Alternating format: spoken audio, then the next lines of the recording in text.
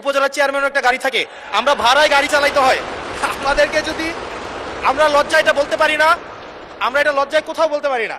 এখন আমাদেরকে যদি একটা বসার ব্যবস্থা করে দিছে, এখন মানুষের কাছে যাওয়ার জন্য যদি একটা গাড়ির ব্যবস্থা করে দেয়, তাইলে আমাদের জন্য একটু সুবিধা হয়, মানুষের কাছে একটু যাইতে পারি। ছোটদেরকে কখনো না বলতে নাই, তাদের আবদারে সবসময় হা বলতে হয়।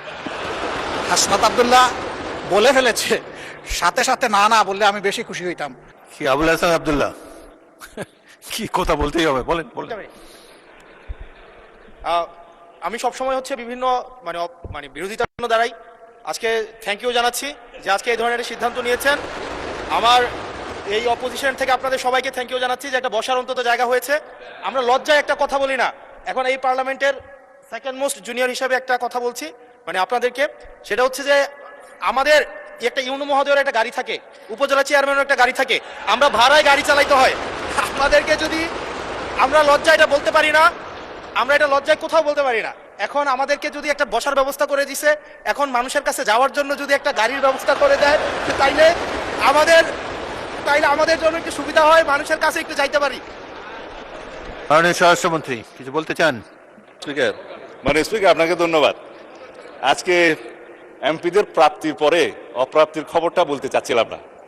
আমাদের মাননীয় প্রধানমন্ত্রী যেদিন সংসদ নেতা নির্বাচিত হয়েছেন, আমাদের পার্লামেন্টারি পার্টি মিটিংয়ে প্রথমে যে অনুশাসন দিয়েছেন যে আমরা এমপিরা এই নতুন পার্লামেন্টে জনপ্রতিনিধি অনুযায়ী আলাদা কোনো সুযোগ সুবিধা নেব না। সেই হিসাবে তিনি অনুশাসন দিয়েছেন। একটা আইন আছে, এটা সংসদ বিষয়ক মন্ত্রণালয়ের অধীনে সংসদ সচিবালয় থেকেই লিড করবে।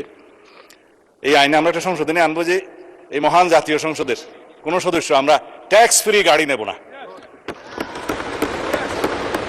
এইটা মাননীয় সদস্য বাদে বাকি সবাই তালে দিছে, কিন্তু আমাদের মাননীয় সদস্য তারা দিছে। তবে সংসদ সদস্যগণ নয়, শুধু বাংলাদেশের এই সরকারের সমস্ত মন্ত্রী, সরকারি কর্মকর্তা যারা গাড়ি পায়, তেল পায়, সেটা আমরা ক্যাবিনেটে একটা ডিসিশন নিয়ে ইতিপূর্বে আপনারা নিশ্চয়ই নিউজ পেপারে দেখেছেন।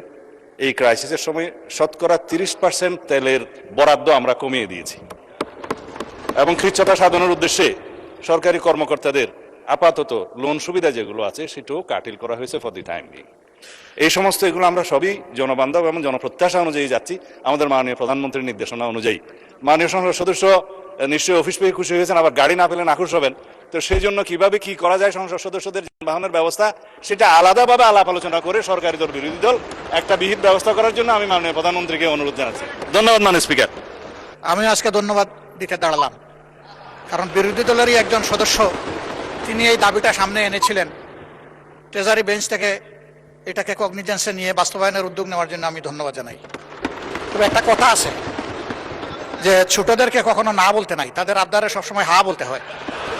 হাসনাত আব্দুল্লাহ বলে ফেলেছে, সাথে সাথে না না বললে আমি বেশি খুশি হইতাম। আমি চিন্তা করেছিলাম যে এত বড় খবরের পরে বিরোধী দল থেকে কিছু মিষ্টি খাওয়াই দিব, কিন্তু এখানে এসে বাধাগ্রস্ত হয়ে গেছি, পারলাম না, একটা ধাক্কা খাইলাম। মাননীয় স্পিকার, আপনাকে ধন্যবাদ। মাননীয় বিরোধী দলের নেতা স্বরাষ্ট্রমন্ত্রী তার শেষ লাইনে বলেছেন যে এটা তারা বিবেচনা করে দেখবেন।